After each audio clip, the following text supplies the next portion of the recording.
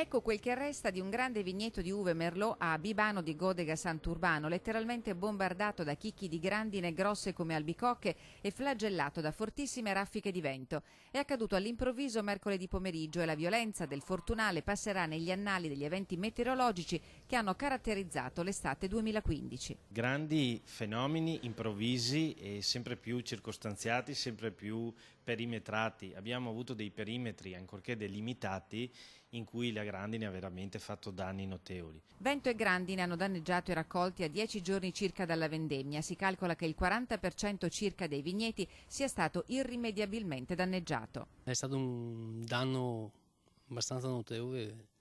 La grandine, tanta grandine e tanto vento ha fatto dei danni abbastanza grossi, insomma.